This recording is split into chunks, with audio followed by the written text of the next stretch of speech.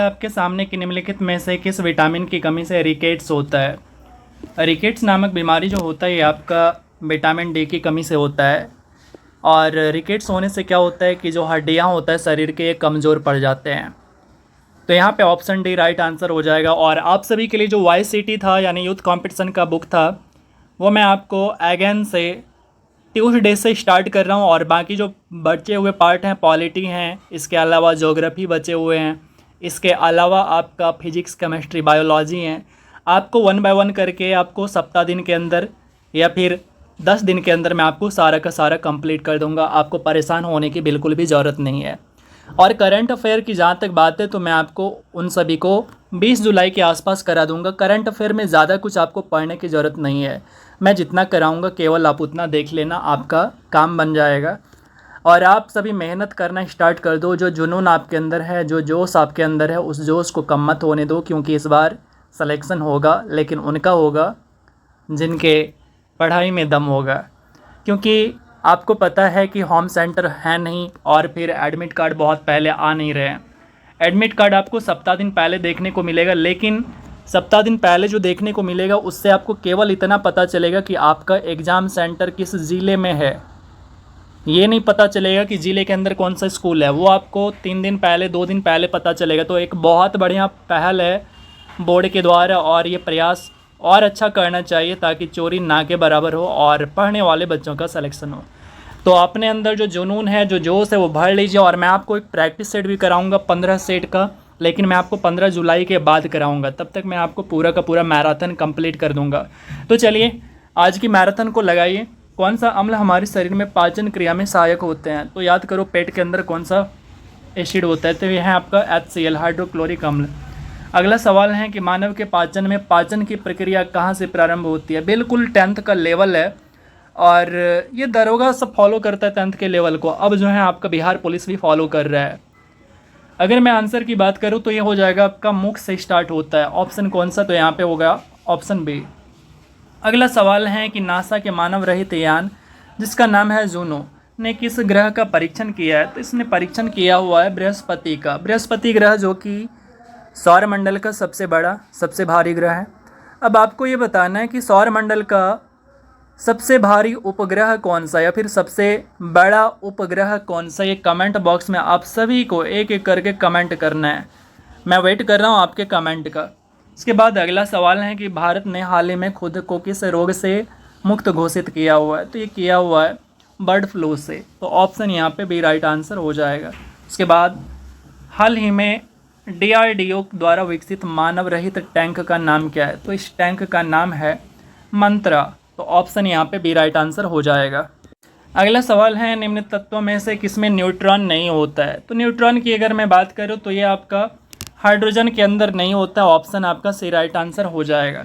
इसके बाद है एंगस्ट्रम इकाई है। तो ये किसकी इकाई है? एंगस्ट्रम, ऐसा पूछा जा रहा है। तो ये आपका तरंग दैर्घ्य का इकाई है। और एक एंगस्ट्रम कितना होता है ये भी आपसे पूछा गया, तो बता देता हूँ। एक एंगस्ट्रम इसको कहते हैं 10⁻⁻10 मीटर कहते हैं। इस चीज़ को ध्यान रखिएगा। उसके बाद अगला सवाल है कि आवृत्ति को मापा जाता है। आवृत्ति को अगर मैं बात करूं तो इसको मापा जाता है हर्ट्ज में, जो कि ऑप्शन आपका यहाँ पे ए राइट आंसर हो जाएगा। अगला सवाल है ट्राइग्लिसराइड क्या है? तो इसकी अगर बात करूं तो इसको कहते हैं फैटी एसिड, यानी इसको कहते हैं वसा, यानी फैट कहते हैं। तो ऑप्शन आपका सी राइट आंसर हो जाएगा। अगला सवाल है कि EEG जिसका पूरा नाम भी यानी फुल फॉर्म भी कई बार आपसे पूछ लिए जाते हैं, तो इसको कहते हैं इलेक्ट्रोइंसेफलोग्राम। तो इनमें से किसकी निगरानी के लिए इसका उपयोग होता है? एक होता है EEG, एक होता है आपका ECG। तो EEG की यहाँ पे अगर मैं बात करूँ तो ये हो जाता है आपका मस्तिष्क, यानी ब्रेन के लिए इसका यूज करते हैं, जबकि ECG जो होता है ये आपका हृदय के लिए उपयोग होता है। अगला है शरीर का तापमान नियंत्रित करने का काम कौन करता है? ये आपका दरोगा के अंदर भी पूछा गया सवाल है, और बिहार पुलिस के अंदर भी पूछा गया है, और मद्य निषेध के अंदर भी पूछा गया है। तो इसकी अगर मैं बात करूं तो ये हाइपोथैलेमस करता है, यानी ऑप्शन नंबर आपका यहाँ पे बी राइट आंसर हो जाएगा। अगला सवाल है सही कथन को चुनना है। तो सही कथन इनमें से कौन है उसको बताना है। तो यहाँ पे अगर मैं बात करूँ तो ये कह रहे हैं कि लाल प्रकाश का तरंग दैर्घ्य हरे प्रकाश से ज़्यादा होता है। तो ये वाला ऑप्शन जो है आपका सही हो जाएगा, बी। आगे बढ़ते हैं। अगला सवाल है 40 डिग्री सेल्सियस का मान फ़ारेनहाइट में क्या होगा? तो 104 डिग्री फ़ारेनहाइट हो जाता है। उसके बाद अगला सवाल है विद्युत शक्ति की इकाई क्या है? तो इसकी इकाई की अगर बात करूँ तो इसको वाट कहते हैं, जो कि ऑप्शन डी राइट आंसर हो जाएगा। वोल्ट की अगर बात करूँ तो ये हो गया आपका विभव या फिर वोल्टेज को कहते हो आप। एम्पियर हो गया आपका करंट का, और कूलाम हो गया आपका चार्ज यानी आवेश का हो गया। उसके बाद है विद्युत मोटर, ये किसको किस में कन्वर्ट करता है ऐसा आपसे पूछ रहा है। तो विद्युत मोटर की अगर मैं बात करूँ तो ये विद्युत ऊर्जा को आपका उष्मा ऊर्जा में बदलने का काम करता है। तो कहाँ पे है आपका? तो ऑप्शन सी है आपका, जो कि राइट आंसर हो जाएगा। मानव शरीर में होता है, तो मानव शरीर के अंदर अगर मैं बात करूँ तो ये आपका लगभग 70% के आसपास तो पानी होता है। इसके बाद 20 से 30% लगभग 70% पानी होता है, जो कि यहाँ पे आपका कौन सा? तो ऑप्शन ए राइट आंसर हो जाएगा। कहीं पे आपको 70 भी दिखेगा, कहीं पे आपको 65 भी दिखेगा, तो ऑप्शन के अकॉर्डिंग ये डिपेंड करता है। उसके बाद है विद्युत धारा निम्न में से किस उपकरण से मापा जाता है? तो इसके लिए कौन सा? तो ये हो गया आपका आमीटर हो गया, ऑप्शन नंबर बी। जबकि वोल्ट मीटर है आपका वोल्टेज मापने के लिए, वोल्ट मीटर वोल्टामीटर। और पोटेंशियोमीटर जो होता है ये आपका पोटेंशियल डिफरेंस को यानी वोल्टेज को भी कहिए इसको माप सकते हैं। आगे आइंस्टाइन को नोबेल प्राइज किस कार्य के लिए दिया गया था? तो इनको नोबेल प्राइज दिया गया था प्रकाश विद्युत प्रभाव के लिए, जो कि ऑप्शन आपका यहाँ पे डी राइट आंसर हो जाएगा। अगला है कोशिका का शक्ति स्रोत क्या होता है? यानी आपसे कहिए तो इनडायरेक्टली ये कह रहा है कि कोशिका का पावर हाउस किसको कह रहा है? तो इसको कहते हैं माइटोकॉन्ड्रिया, जो कि ऑप्शन आपका यहाँ पे बी राइट आंसर हो जाएगा। अगला सवाल है एड्स निम्न कारणों में से किसके द्वारा होता है? तो मैंने आपको पिछली सेट के अंदर आपसे पूछा भी था कि एड्स के टेस्ट के लिए कौन सा टेस्ट किया जाता है। तो आपने हमें एक भी बच्चे ने कमेंट नहीं किया, तो आज मैं फिर से आपको दोबारा से पूछ रहा हूँ कि एड्स का जो टेस्ट होता है उस टेस्ट का नाम क्या है। अब यहाँ पे अगर मैं बात करूँ एड्स का, तो ये होता है आपका विषाणु यानी वायरस के कारण हो जाता है। ऑप्शन आपका सी राइट आंसर हो जाएगा। आर्द्रता किस उपकरण से मापी जाती है? तो आर्द्रता मापने के लिए हाइग्रोमीटर होता है। हाइड्रोमीटर से घनत्व मापते हैं, और पायरोमीटर से उच्च तापमान मापते हैं, और लैक्टोमीटर से दूध की शुद्धता को मापते हैं। चलिए आगे बढ़ते हैं, अगला सवाल देखते हैं। और हमारी प्रयास के लिए आप हमारा चैनल को सब्सक्राइब कर ही सकते हैं, नहीं तो यार क्या ही कहूँ, बीबी काली मिलेगी, अच्छा लगेगा नहीं ना? तो भाई कर दो, सब्सक्राइब कर लो, वरना बीबी काली मिलेगी। मजाक कर रहा हूँ भाई, दिल पे मत लेना। अगला है दाब की इकाई क्या है? तो दाब की इकाई की अगर मैं बात करूँ तो ये हो जाता है आपका न्यूटन पर वर्ग मीटर, जो कि ऑप्शन आपका कौन सा हो जाएगा? ए राइट आंसर हो जाएगा। अगला सवाल देखते हैं कि इनमें से किसने पहली बार यह व्याख्या की कि पृथ्वी के अपने धुरी पर घूमने के कारण प्रतिदिन सूर्योदय और सूर्यास्त होता है? तो ये व्याख्या करने वाला जो था ये था आर्यभट्ट, जो कि ऑप्शन यहाँ पे ए राइट आंसर हो जाएगा। इसके बाद है स्टेफनाइट किसका अयस्क है? स्टेफनाइट की अगर मैं बात करूँ तो ये अयस्क है आपका चांदी का। चांदी को क्या कहते हैं? तो एजी कहते हैं। एजी मतलब क्या हो गया? तो अर्जेंटाइट, ये अर्जेंटम होता है। और 47 इसका क्या होता है? तो 47 इसका एटॉमिक नंबर यानी परमाणु संख्या होता है। चलिए आगे बढ़ते हैं। अगला सवाल है आपका कि इनमें से कौन सा बायोगैस बायोमास ऊर्जा नहीं है? तो इनमें से अगर मैं बात करूं तो ये हो गया आपका नाभिकीय ऊर्जा, जो कि नहीं है। अगला सवाल है परावर्तन के नियम के अनुसार परावर्तन कोण का मान किसके बराबर होता है? तो याद करिए आपने क्लास 10 में जो परावर्तन के 2 नियम पढ़े हैं उनमें से ये आपका पहला नियम है। तो इसकी अगर मैं बात करूँ तो यहाँ पे बराबर वाला ऑप्शन आ जाएगा, जो कि ऑप्शन कौन सा है? तो ऑप्शन यहाँ पे ए राइट आंसर हो जाएगा। इसके बाद आपको सामने यहाँ पे फार्मूला दे रखा है, और इसका आपको बताना है कि ये क्या है। CaSO4 2H2O यानी कैल्शियम सल्फेट डेकाहाइड्रेट, ये किसको बोलते हैं? तो यह आपका जिप्सम हो जाएगा। ऑप्शन कौन सा? तो यहाँ पे बी राइट आंसर हो जाएगा। अगर यहीं पे 2 की जगह अगर हाफ रहता तो उसको प्लास्टर ऑफ पेरिस कहते हैं। अगला सवाल है ध्वनि तरंगें किस प्रकार की तरंग होती हैं? तो ध्वनि तरंगें जो होती है ये आपका अनुदैर्घ्य यांत्रिक तरंग होती है, जो कि ऑप्शन यहाँ पे बी राइट आंसर हो जाएगा। इसके बाद अगला सवाल है कि भारत ने हेपेटाइटिस को कब तक समाप्त करने का लक्ष्य रखा है? तो भारत ने जो लक्ष्य रखा है ये 2030 तक रखा है कि हम जो है हेपेटाइटिस को ख़त्म कर देंगे। तो ऑप्शन यहाँ पे सी राइट आंसर हो जाएगा। अगला सवाल इनमें से कौन सा खाद्य श्रृंखला का निर्माण करता है? तो इनमें से अगर आप देखेंगे तो घास को हिरन, हिरन को शेर खाता है, जो कि ऑप्शन आपका डी राइट आंसर हो जाएगा। क्वांटम सिद्धांत का प्रतिपादन किसने किया है? तो क्वांटम सिद्धांत की अगर मैं बात करूँ तो ये सिद्धांत दिया हुआ था मैक्स प्लैंक ने, जो कि आपका ऑप्शन सी राइट आंसर हो जाएगा। विश्व में प्रथम कृत्रिम बौद्धिक समाचार वाचक किस देश में बनी? तो ये बना था आपका चीन के अंदर, जो कि ऑप्शन कौन सा, तो सी राइट आंसर हो जाएगा। उसके बाद है गैल्वेनाइजेशन प्रक्रिया में किसका परत चढ़ाया जाता है। बहुत इंपॉर्टेंट सवाल होते हैं और काफ़ी बार ये रिपीट होते रहते हैं। तो इसकी अगर मैं बात करूँ तो ये होता है आपका जिंक का लेयर चढ़ाया जाता है, ऑप्शन आपका सी राइट आंसर हो जाएगा। इनमें से कौन पादप वृद्धि हार्मोन नहीं है। तो यहाँ पे अगर मैं बात करूँ वृद्धि हार्मोन नहीं है ऐसा पूछा है आपको, तो अगर मैं यहाँ पे बात करूँ तो यह आपका एब्सिसिक एसिड, जो कि आपका क्या है, वृद्धि रोधक हार्मोन है। जबकि ऑक्सिन हो गया, साइटोकाइनिन है, जिबरेलिन से, ये कहीं ना कहीं वृद्धि का काम करते हैं। और एब्सिसिक एसिड जो होते हैं ये आपका वृद्धि को रोकने का काम करते हैं। इसके अलावा है वनस्पति घी बनाने में प्रयुक्त प्रक्रिया क्या कहलाती है। तो इस प्रक्रिया को कहते हैं हाइड्रोजनीकरण, जो कि ऑप्शन आपका ए राइट आंसर हो जाएगा। उसके बाद है लेंस की क्षमता, इसका संबंध आपसे पूछा है। लेंस शक्ति डायोप्टर, डायोप्टर का संबंध पूछा है। तो ये जो डायोप्टर होते हैं ये आपका जो है फोकस दूरी का व्युत्क्रम होता है, यानी उल्टा होता है। माता के गर्भ में भ्रूण को पोषण किसके माध्यम से मिलता है, तो उसका नाम होता है प्लेसेंटा। इस प्लेसेंटा के माध्यम से क्या होता है कि जब तक बच्चा जो है गर्भ में पल रहा होता है तो उस दौरान बच्चे को खाना पीना इन्हीं चीज़ों से मिलता है। और ये बातें जो है मैंने शायद 6 के बुक में या 7 के बुक में पढ़ा हुआ था, और तभी से ये बातें मुझे अब तक जो है याद रह गई। 7th नहीं, शायद 9 में था, तो वो बातें तभी से मुझे अब तक याद रह गया है। तो आगे बढ़ते हैं, अगला सवाल देखते हैं। ये कह रहा है कि मीथेन का ऑक्सीजन जो है, मीथेन का रिएक्शन ऑक्सीजन के साथ हो रहा है तो फिर क्या बनेगा। तो फिर इस दौरान जो है आपका एक तो कार्बन डाइऑक्साइड बनेगा, साथ ही साथ वाटर बनेगा, जो कि ऑप्शन यहाँ पे ए राइट आंसर हो जाएगा। इनमें से कौन सी विधि परोक्ष संरक्षण की विधि नहीं है।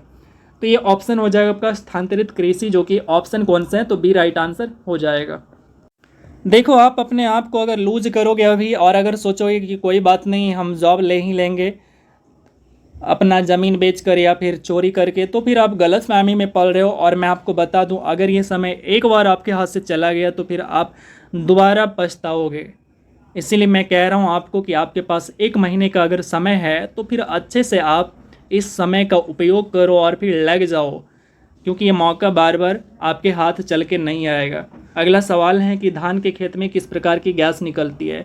तो वहाँ से निकलती है विशेषित, किस प्रकार की गैस निकलती है, ऑप्शन आपका पूरा का पूरा गलत दे रखा है। तो धान की खेत से जो गैस निकलती है वो आपका मीथेन गैस होती है, इसको ध्यान रखिएगा। और ऑप्शन अगर कहीं भी मीथेन रहे तो आप लगा दीजिएगा। मीथेन गैस जो है आपका दलदली क्षेत्रों में भी देखने को मिलता है और कोयले के खानों में भी देखने को मिलता है, धान के खेतों में भी देखने को मिलता है। तो ऑप्शन जब भी दिखे तो आप हमेशा लगा दिया करो।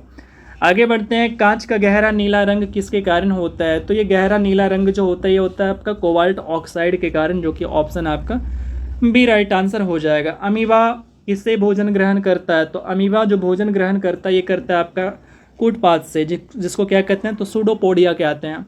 उसके बाद है इनमें से सबसे कम प्रदूषण किससे होता है। तो सबसे कम प्रदूषण होने का जो रीज़न है ये है सीएनजी।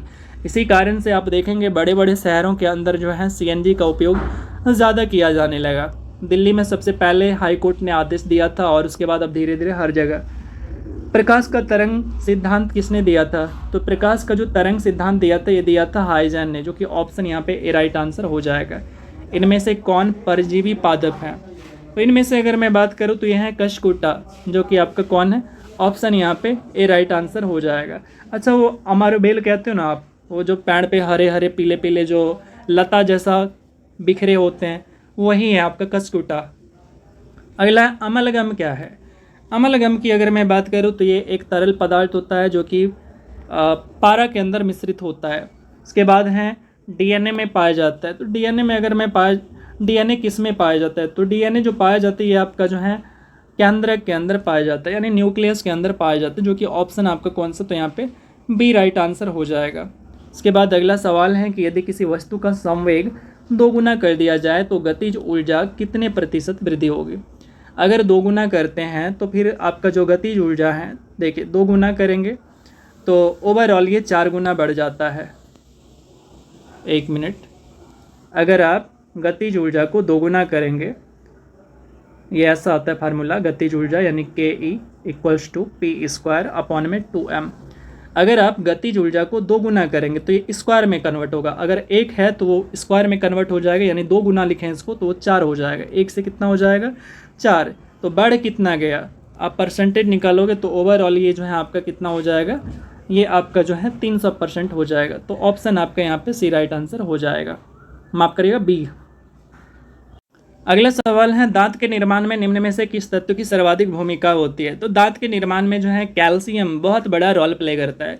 इसके बाद आपका फास्फोरस, और यहाँ पे अगर मैं आंसर की बात करूँ तो बी राइट आंसर हो जाएगा। अगला सवाल है, प्रति चुंबकीय पदार्थ की चुंबकीय प्रकृति कैसी होती है।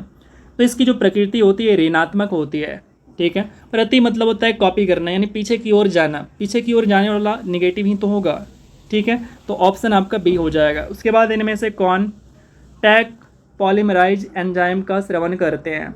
तो यहाँ पे अगर मैं बात करूँ तो ये हो जाता है आपका एस्टेरिया कोलाई, जो कि ऑप्शन कौन सा है, तो ऑप्शन यहाँ पे ए राइट आंसर हो जाएगा।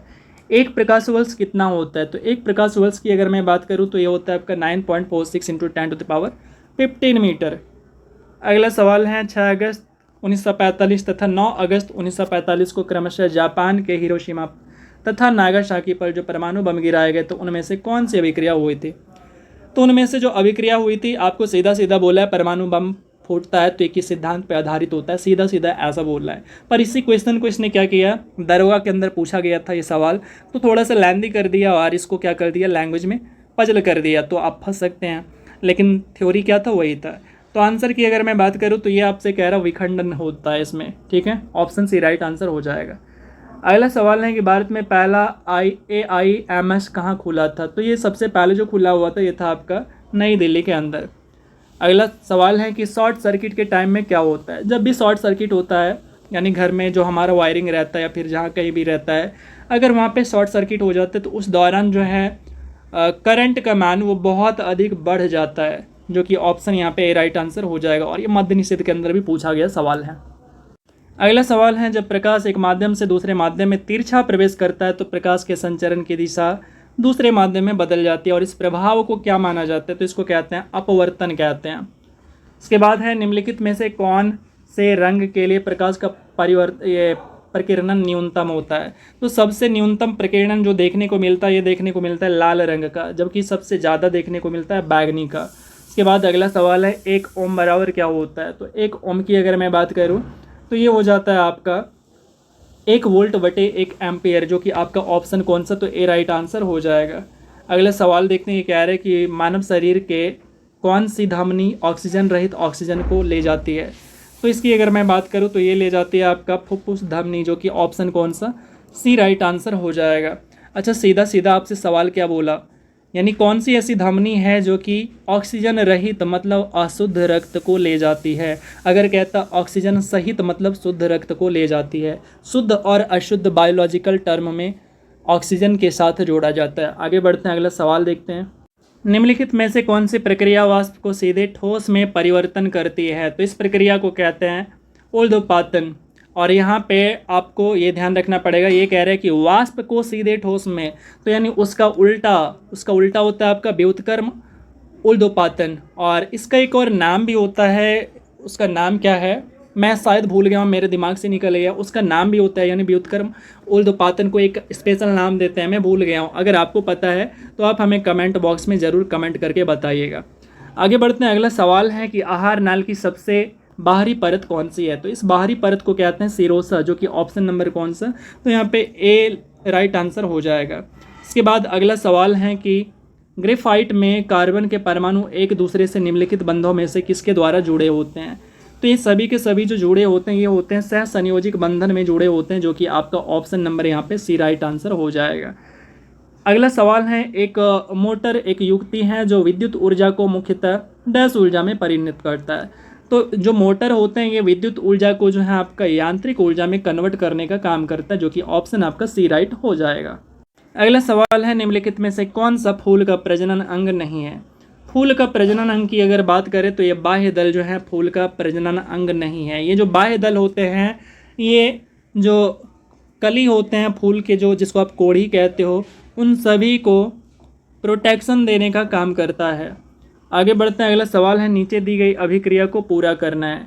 यहाँ पे एल्युमिनियम ऑक्साइड जो कि HCl के साथ में रिएक्ट कर रहा है और फिर ये बना रहा है एल्युमिनियम, ये क्या बना रहा है AlC3। उसके बाद फिर आगे क्या बनेगा, तो इसके आगे जो है आपका वाटर बनेगा, जो कि ऑप्शन यहाँ पे डी राइट आंसर हो जाएगा। इसके बाद है निम्नलिखित में से कौन सा मादा प्रजनन तंत्र का भाग नहीं है। तो यहाँ पे अगर आप देखेंगे ये जो आपके स्पर्म है ये आपका मादा यानी शुक्रवाहिका, ये आपका मादा प्रजनन अंग का भाग नहीं है। आगे बढ़ते हैं, अगला सवाल देखते हैं। मनुष्य के शरीर में किस अंग या ग्रंथि से वृद्धि हार्मोन स्रावित होता है।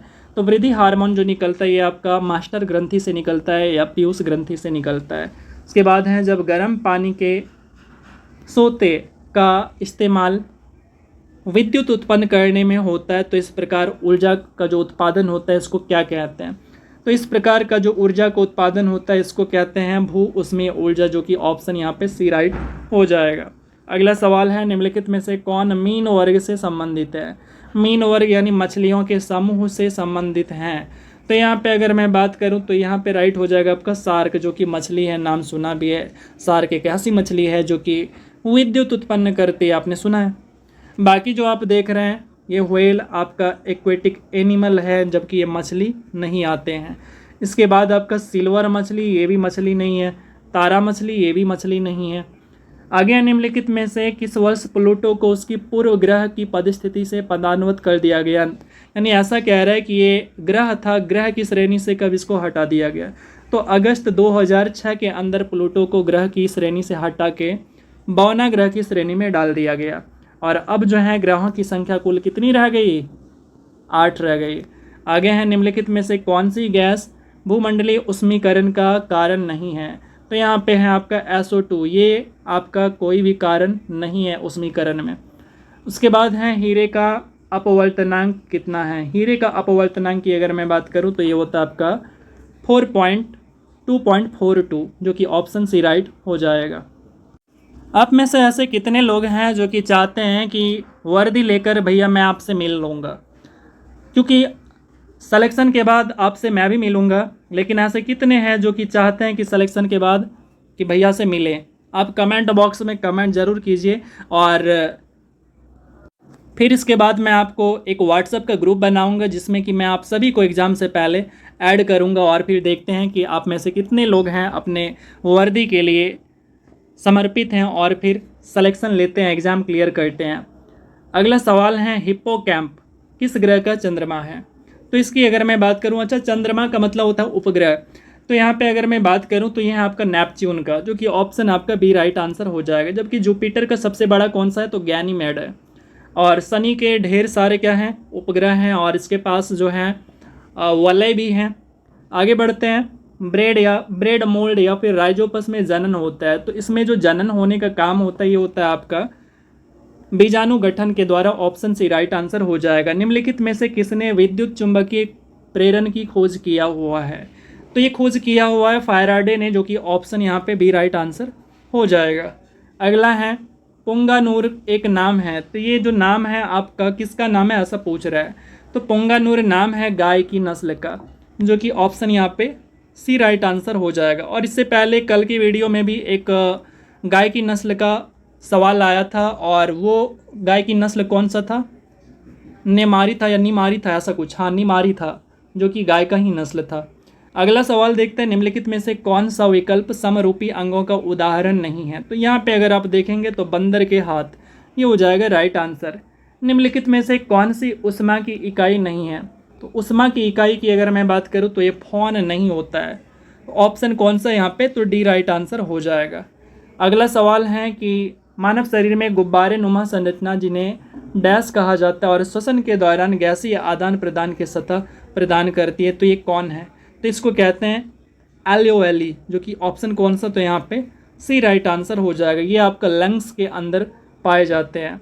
इसके बाद है निम्नलिखित में से कौन सा कथन सही नहीं है।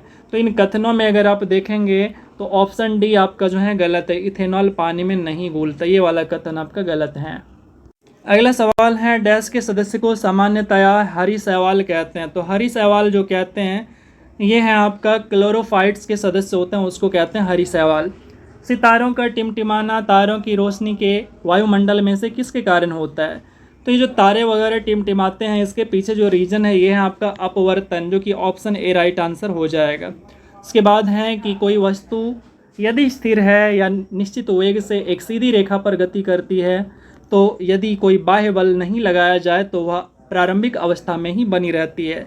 ये कथन कौन सा है? तो ये कथन आप पहचान गए होंगे क्या कहता है ये। तो ये आपका न्यूटन्स का फर्स्ट लॉ है, जो कि आपका ऑप्शन यहाँ पे बी राइट आंसर हो जाएगा। न्यूटन्स का मोशन का जो फर्स्ट लॉ है, इससे आपका गति का परिभाषा मिलता है, जबकि न्यूटन्स के सेकेंड लॉ से आपको क्या मिलते हैं? तो गति का सूत्र मिलता है, जो कि आप कहते हो F बराबर ma। इसके बाद है अगला कि विद्युत विभवांतर की SI यूनिट क्या है? तो SI यूनिट की अगर मैं बात करूँ तो ये हो जाएगा आपका वोल्ट, जो कि ऑप्शन यहाँ पे डी राइट आंसर हो जाएगा। निम्नलिखित सूत्रों में से कौन सा कैल्शियम कार्बोनेट को निरूपित करता है? तो कैल्शियम कार्बोनेट की बात करूँ तो ये हो गया ऑप्शन आपका बी। इसी को आप संगमरमर भी कहते हैं। इसी को आप जो चौक होता है, लिखने वाला चौक ब्लैक बोर्ड के ऊपर, वो चौक का भी फार्मूला यही हो जाता है। और अंडा का जो छिलका होता है, उसका जो छिलका आप हटाते हो हार्ड वाला वाइट, वो भी आपका क्या होता है? तो कैल्शियम कार्बोनेट ही होता है। तो ये सब चीज़ें आप ध्यान रखिएगा, एग्जाम के पार्ट बन चुके हैं ये सभी के सभी, और इसको कैल्शियम ऑक्साइड कहते हैं। आगे बढ़ते हैं, अगला सवाल है आपसे कि इंटेक्सिफाइड मिशन इंद्रधनुष का संबंध निम्नलिखित में से किससे है?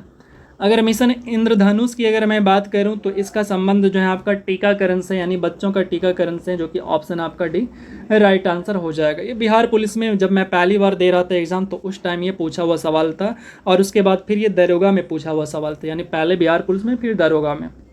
इसके बाद अगला सवाल है कि निम्नलिखित में से किस बीमारी का संबंध निक्षय पोषण योजना से है?